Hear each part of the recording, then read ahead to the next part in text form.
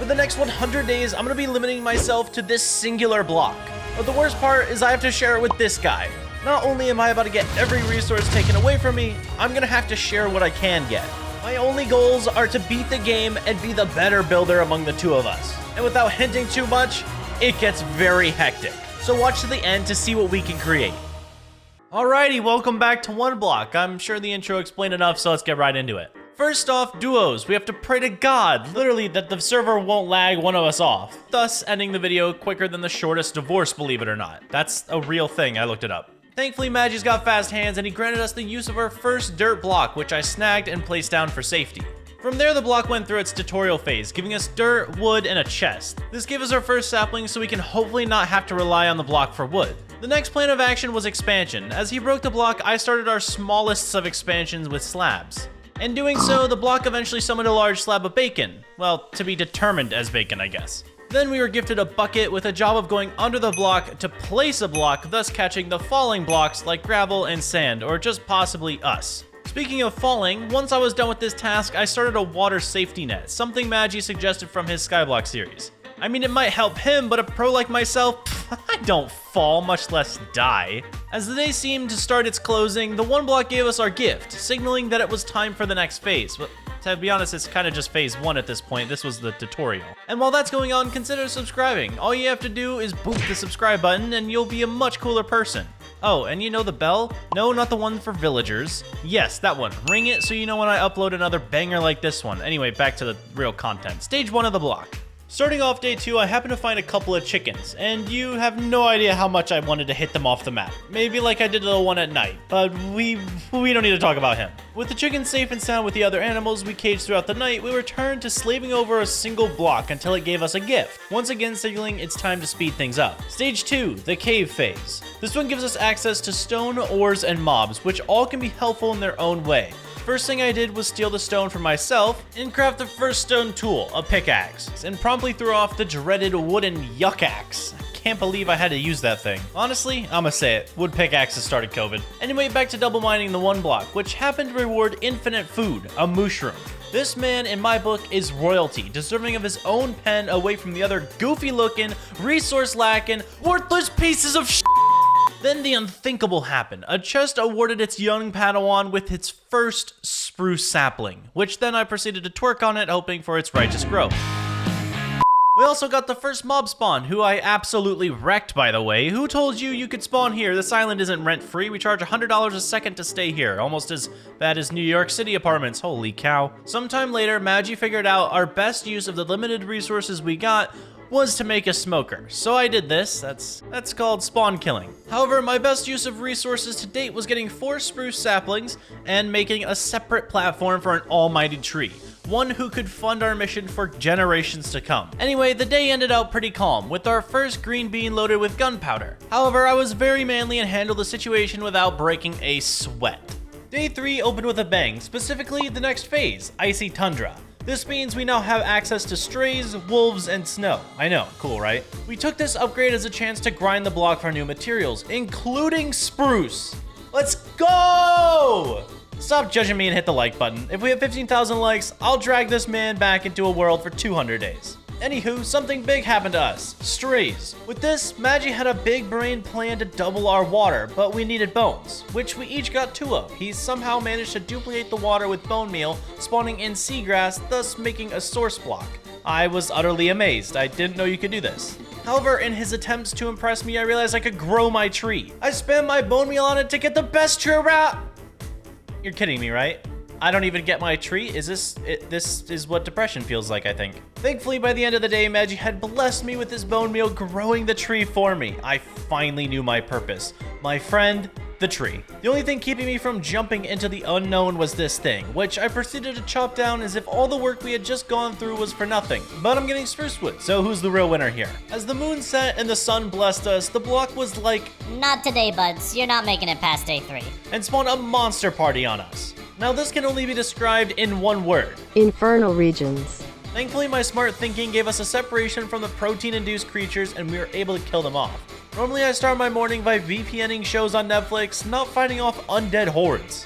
Although that was really all that could happen on day 4, cause I was getting hungry and went AFK to order food, in real life. Yep, instead of being a good YouTuber creating amazing content, I figured burgers are more important. And let me tell you this, I was right. I ended up ordering Five Guys, which in fact does sell burgers and not men. However, that led my day 4 into the night when we unlocked the Ocean Stage. Okay, yeah, now you can shake in your boots. The Ocean Stage now allows the creatures of a Guardian Temple to rise up, breathe on land, and shoot lasers at us. All while we watch without any armor. Fun. Thankfully, like the smart men we are, we decided to expand the platform on day 5. The idea was that the one-block island would separate Myself and Magic. We would each branch off onto our own island, starting a building war with one another. The night after gathering the spruce I needed, I started work on a bridge to my area. I wanted to do a covered bridge, mostly made of spruce, cause duh. I got decently far in the project when my food from earlier arrived, so enjoy this lovely time lapse that took up almost all of day 6. Just kidding, I'm not gonna show you that whole thing. So now building this covered bridge took a little while because I'm now eating burgers. However, once I added the walls, trapdoors, and the final roof, I can start my own platform to counter Magi's build. As for some reason, like I mentioned before, we're just competitive and won't build peacefully.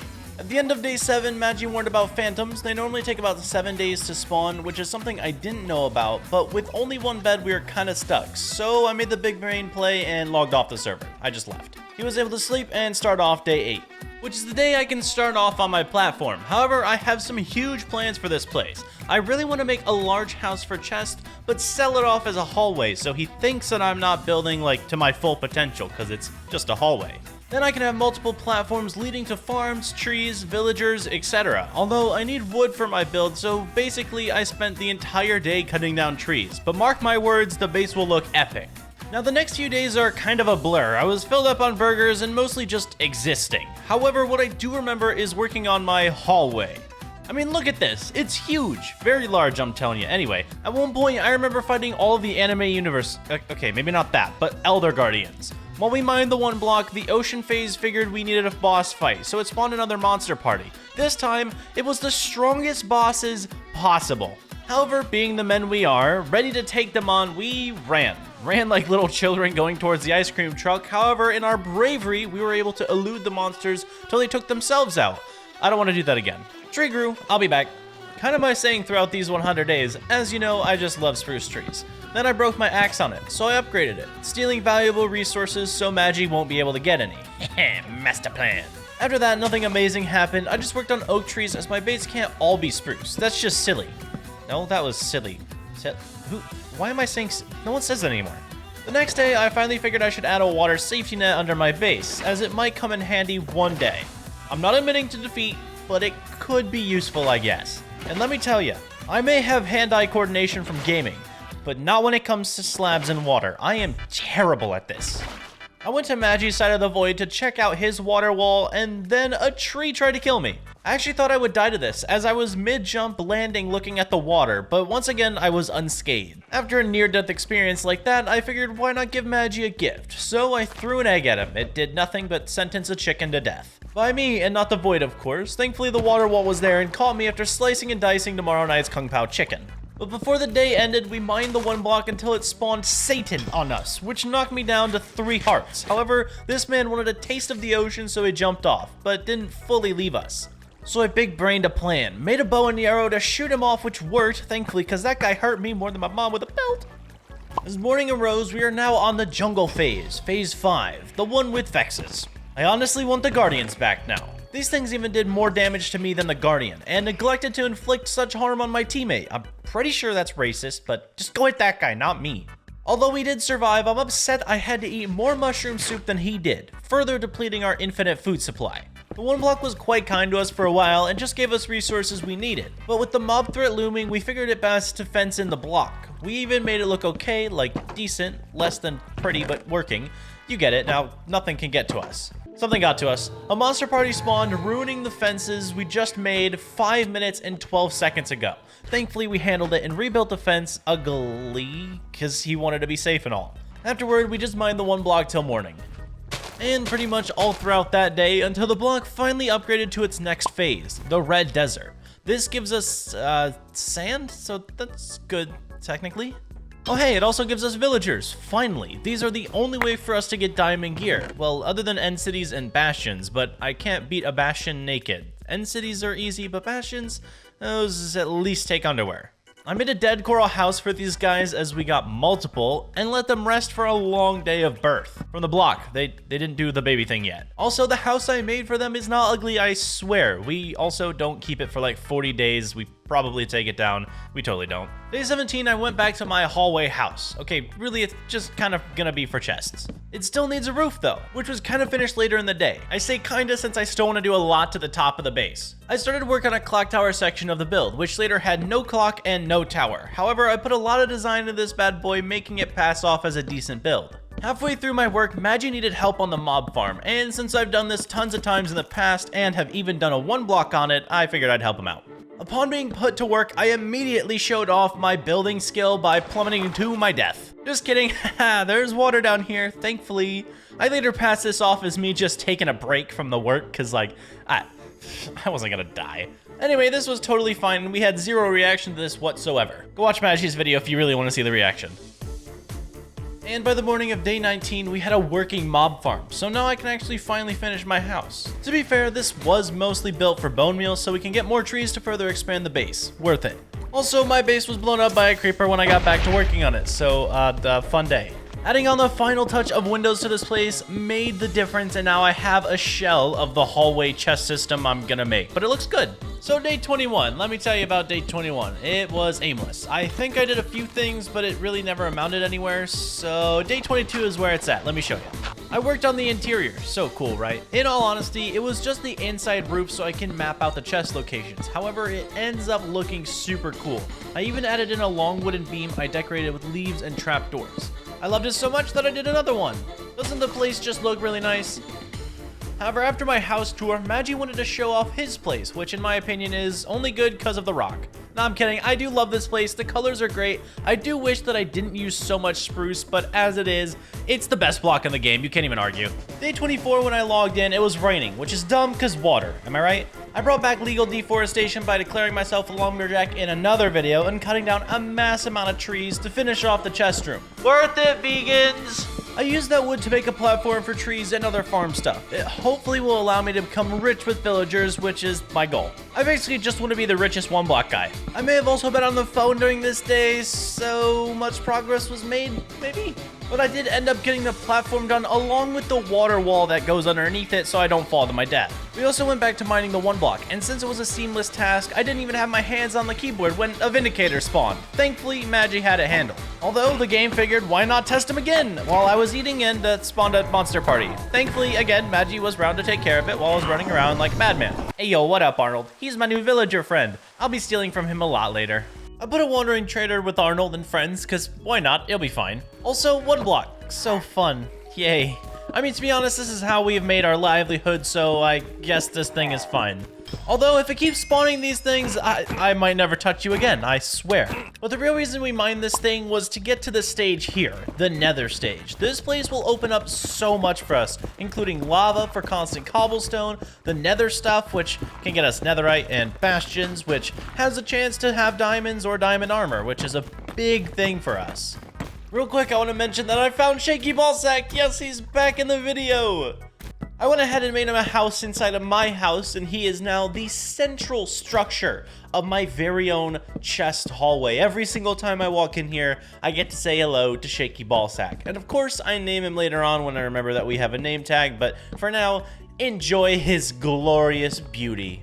And of course, all of that comes from the actual Nether, so that's where I headed next. Of course, when I entered, it was perfectly on a fortress. However, what I'm looking for are the bastions I mentioned earlier. While I was here, I also made it my goal to gather some gravel. We need it for more dirt, and with an open world nether, this is the best way to get it. Back on the hunt, I was finally able to find my first bastion. It was a bit tucked away, but it's a square, something that's not natural in Minecraft, so it was easy to find. The hope with this thing is that it's a treasure bastion, which of course it was. What luck. Now all I had to do was safely get to the middle without being one-tapped since I'm only wearing gold armor. I was able to mine out a few brutes and make my way to the chest.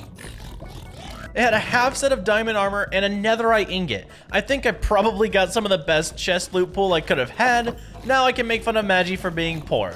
I did stay here for a little bit longer and ended up finding another bastion, although this one was just for gold. I wish I got another treasure one, but no such luck. I went on to trading for leather, arrows, and potions. We do need enchants and a way to kill the flying things that the block seems to keep spitting out. After that, I went back to base to check on Magi's villager breeder, and he's a super slow builder. But I'm not here to gloat, I'm here to show off my better armor. Well, okay, that's gloating. Back to my extra platform. To finish it off, I needed to multiply my dirt. Thankfully, I had plenty of gravel to do so, and if you don't know, you can actually take dirt and gravel, make coarse dirt, then hoe that into real dirt, and then so on and so forth. Now with all this, I can make pads of areas for trees and farms, which I forced Drew to actually fill out the plots of land I added. But it was also for villager breeding, as I have the only source of crops at the moment. Then I added in my favorite trees, as it's the only reason I even built this place. Plus, they look really good fully grown together. And while it was hard at work, Magi basically did nothing. I mean, if you count building a villager breeder and trading hall nothing, then you're right on the money. But enough of him, you're here for one thing and one thing only. Trees. Yes, me back on my grind, ready to deforest the one and only forest we have access to. Then I traded in hard work and growth for a child, as it's done in modern day culture. Basically, I want to be chilling here and waiting for this baby to grow up into a weaponsmith. I mean all of this literally. I'm gonna sit here for a day or two and watch. It is creepy, maybe, it's debatable. Nope, probably creepy. Once Linda was all grown up, it was time to give her a job. From here on out, it's my job to consistently trade with villagers, specifically her, all the way up to diamond tools. I may have had an excess of trades at one point that I gave to Magi, so that was funny to watch. Then I made the final trades up to expert for the first diamond tool, which again I gifted to Magi in the best possible way. Then I realized that in my inventory, I possess 5 enchanted axes. You know what time it is. Hey yo, what up my Arnolds? I got more branches for ya. I used those to then finally max out Linda to give me yick axes. I'm not super interested in them since I'm more of just a regular axe guy, but I think Magi might want one. The rest of the time was just me spent annoying him, which to be fair was fun. And you can't even deny, annoying someone to the brink of logging off is surely a great time. Now that Magi's breeder is done, we have to get some villagers over to it. The idea is that the villagers will do the deed, and only the kid will be able to make it to an enclosed area for us to arrange their, homes. Yeah, that's better than prisons. My job was to get single villagers out of our coral prison to travel to a new home. It really wasn't that hard. However, if they lack any brain cells, they could end up just walking off, because maybe it'd be fun. Well, it'd be funny for me. Magi might throw a fit though. Well, that's cursed. What in the world? How does that even happen? Anyway, back to my job, controlling the air supply.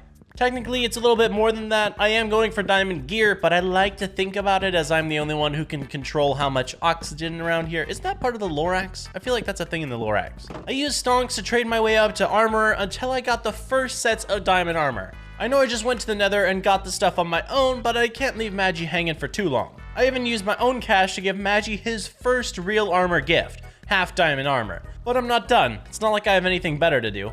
The very next day, I was able to get us gear up to full diamond armor. We finally look like we know what we're doing, but we don't, I promise. After that achievement completed, I wanted to expand my land and start a massive project for these 100 days.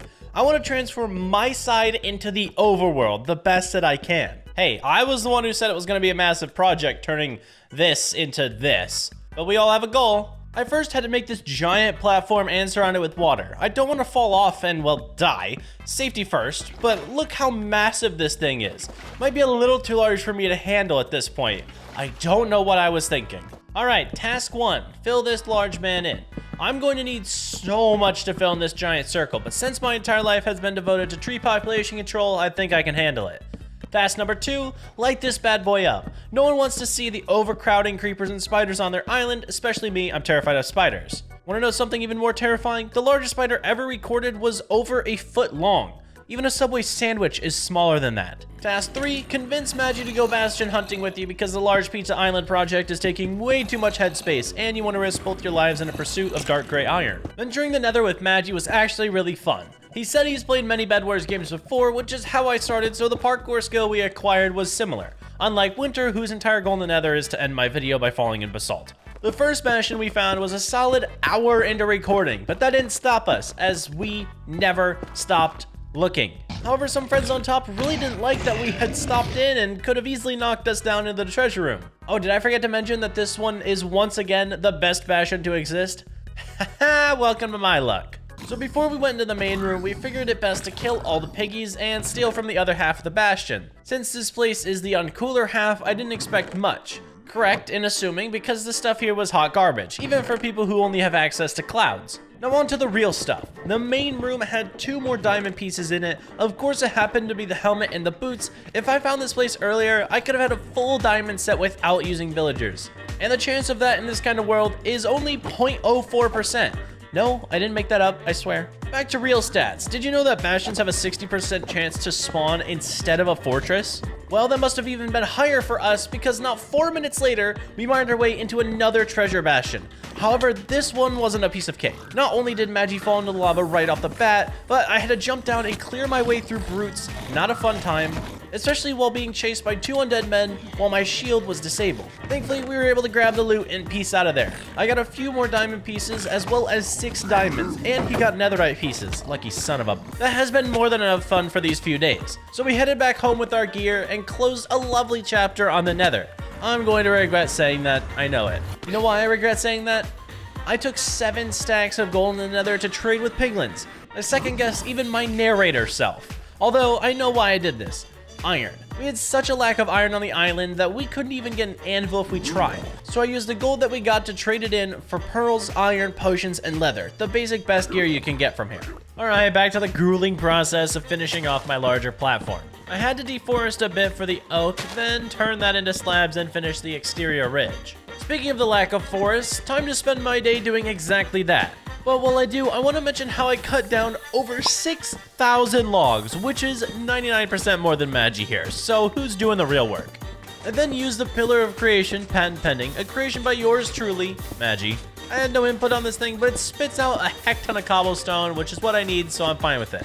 I sat here long enough to attend college and realize I hated it, so about 20 minutes? Okay, that's a lot of cobble.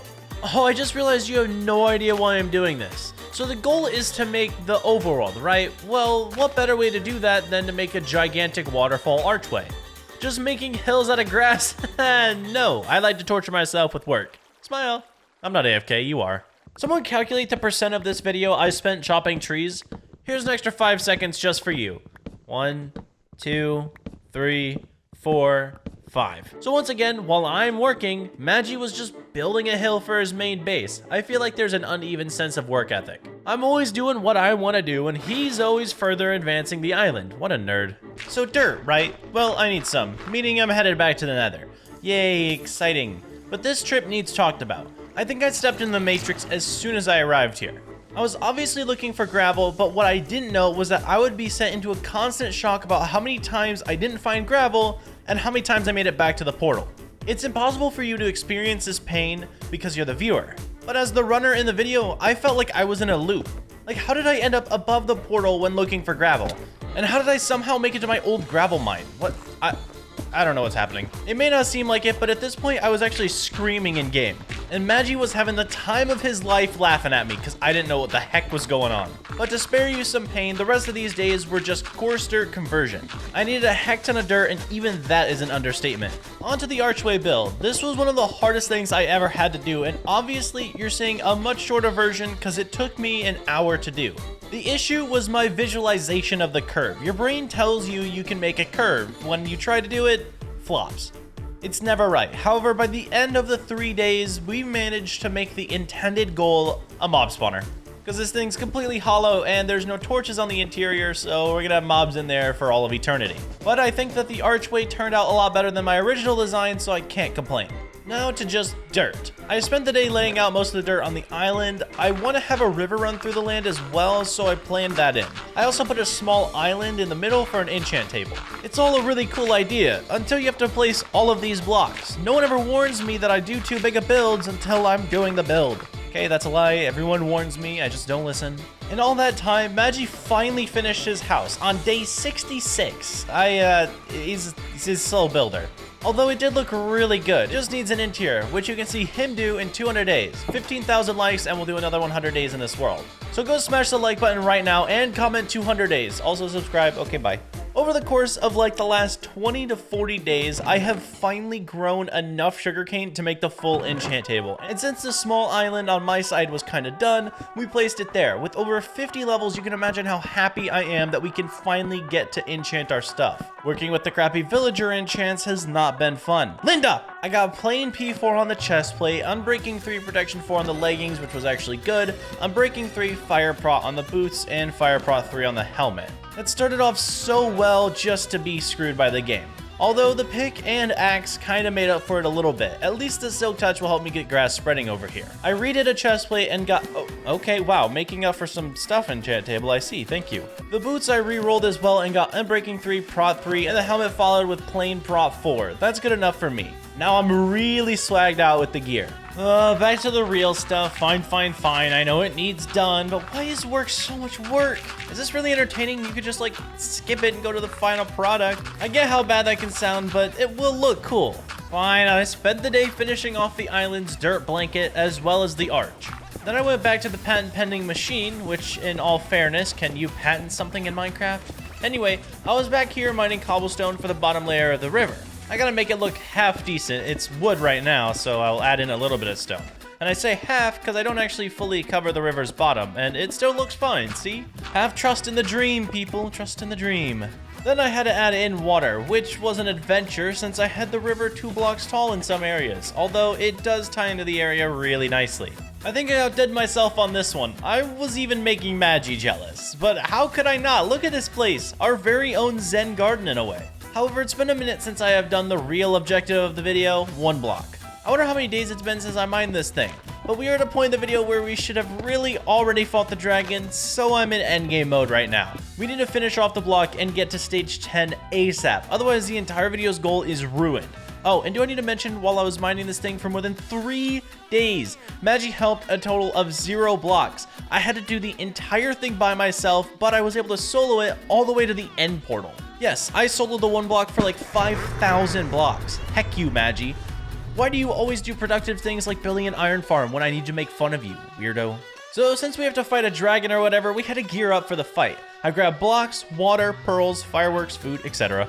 Then I wanted to get a mending book for my elytra, but we also needed a breaking, and I didn't think about that ahead of time. Instead, I added mending to like everything I had, because that's needed to fight a dragon. Well, to be fair, the dragon only hits me like 1 time every blue moon, so I mean, I probably didn't need mending, but I like it. Also, during V-Day, Attack of the Vindicators, I switched my axe over to netherite, because damage. Now back to present time, where I pointlessly changed my leggings into netherite. I could have gone for the chest plate, yes, but hear me out, they look like jeans, so I kind of like it. Alright, fine, enough joking around, it is time to beat the dragon, but not before I trick shot you first.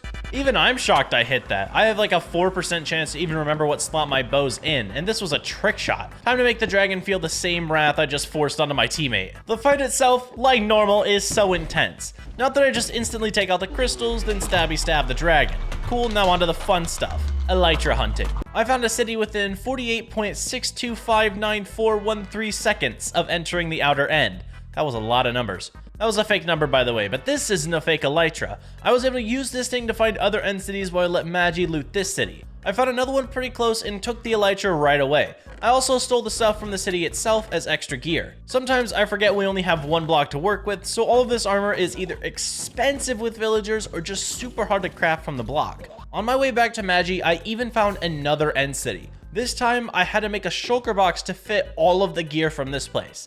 Oh, and at this point, Magi was still looting his first tower. What a loser. Back with Magi, I showed him all of my loot. He wasn't jealous at all, who would be? He got his elytra and we flew home, finally ready to conquer the void and its failed promise of death. Also, he made a dragon lamp. I don't know why, it's a thing that he does in his videos. He uses the egg to make a lamp. I can kind of see it, but I don't know, it's just his thing. Alright, so I mentioned Magi made an iron farm, right? Well, there is not even a collection system for this thing. And after fixing up my gear with some fresh mending books, I headed back into the Nether to collect some blackstone so I can make a proper collection system. Fun fact, blackstone is slow to mine, so I was here for a little while. Another fun fact, crafting table. Yes, I'm already back at base building the collection cauldron. One of my patented builds, Magi has the cobblestone thing that actually helps, and I have this one. I don't know what's cooler, the practical functioning product or the fancy bowl. At least it works. Time to check back in on Magi, who has been complaining about the storage system right in front of his house. I don't see a problem with it, looks fine to me, but he forced me to spend the rest of my time organizing all of our random stuff into the portal. He made a special area just for this, and oh my, this took a ton of time to do. I lack brain cells when it comes to spotting the right items in the category I'm sorting to, which probably made it 10 times harder. Day 78, trees. Haha, add that into your list, Carl, because I know you're the one counting how many times I cut these things down. I also had the best netherite luck ever. Well, we did. Magi and I dove into the depths to upgrade our gear, which only required about 24 netherite, and I may or may not have left with around 39. I don't know if you know, but that's actually more than 24, I think.